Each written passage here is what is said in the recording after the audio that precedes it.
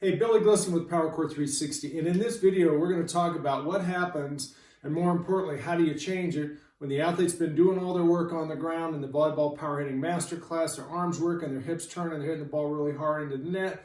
Then they go into the air and it all falls apart. What's happening there? Hey, and stick around to the end of the video and I'll give you free access to our volleyball power hitting masterclass private Facebook group. Okay, so when they go into the air, what happens? Well, it's really a function of what your brain can do. Remember, we've said before that the brain can only focus on one conscious thought at a time. Well, it comes down to this. The brain, if we look at it from this perspective, the front part of the brain, really right here, once again, can only focus consciously on one thought. When we're on the ground, when your athlete's on the ground, they can focus on where their arm is at. They can pull it down underneath their chin, stay on that shoulder line. They can pull their scap back. They can turn their hips, right? And that's why we break things down into steps to focus on that one thing, because they're consciously actually thinking through the swing. But now here's what happens when they go in the air. They do their approach, they're jumping, they're going up in the air, and their eyes start seeing the ball. Of course, the ball's moving. Well, now their brain has to process with the front part of the brain how to time everything, how to time their hand, their arm, to contact the ball, to hit the ball over the net. So the front part of the brain is no longer thinking about what the arm's doing, what the shoulder blade's doing, what the hip's doing, right? It's now focused on this other stuff, right?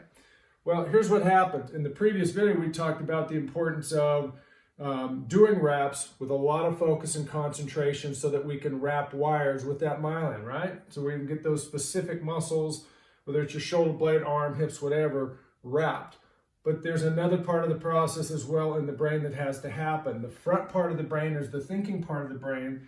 The back part of the brain is what we call the motor center, right? Motor center just means that's where the instructions for human movement are actually put in. They're like computer programs that tells us how to move our arms, how to move our hips, how to pull the arm down below the shoulder, how to pull the scap back, how to turn the hips. Those are specific programs that are stored back here in the motor part of the brain. Well, we have to do enough time, enough repetitions, right, with enough focus. Also, not just to build a myelin around the specific nerves, but we have to build those instructions in the motor part of the brain. When you go in the air, when the athlete goes in the air, and when they lose focus on the concentration on the arm, the shoulder, the hip, they get focused on the ball, then we're no longer building the right muscle memory down here or wrapping wires here, and we're not really building the right instructions in the motor center of the brain. So we do what we call blending drills, right? Those blending drills, that's why when you get to week 5, week 6, week 7, all of a sudden the homework, all those drills we call lead-up drills become a lot more reps.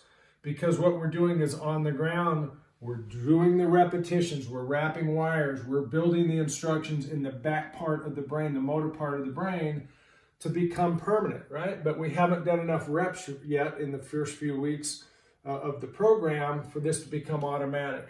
We do our blending drills where we take those lead-in drills, we activate, we get our focus going on the front part of the brain on that, and then we go to the air.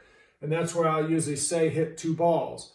If after 2 balls, their focus gets on the ball and they lose their focus on their arm, their shoulder blade, their scap, their hip turn, then what we have to do is we go blending back and forth between 2 balls in the air. We go back to the ground. We do our lead-up drills once again where we're focused on that one thought of what's the arm doing, what's the shoulder blade doing, what's the hip doing, right? Depending on what lead-up drill you're doing, right? Have you doing.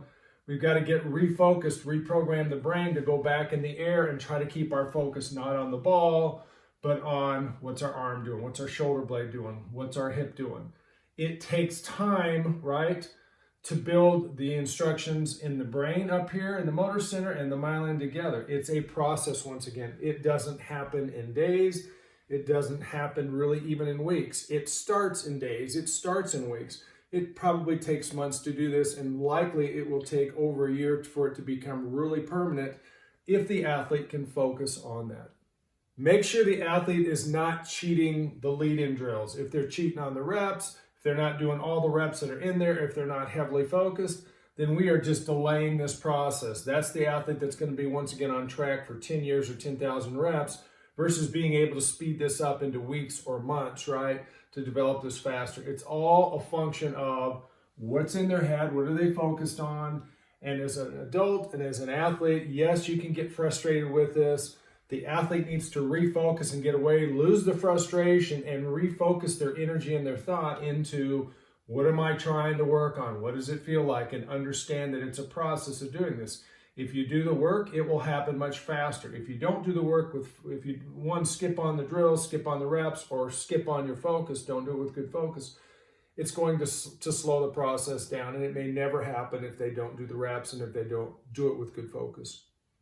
Okay, I told you if you'd stick around to the end of the video, I'd give you free access to our Volleyball Power Hitting Masterclass, the private Facebook group. Information's in the description below, and it's also on the screen below. Click there.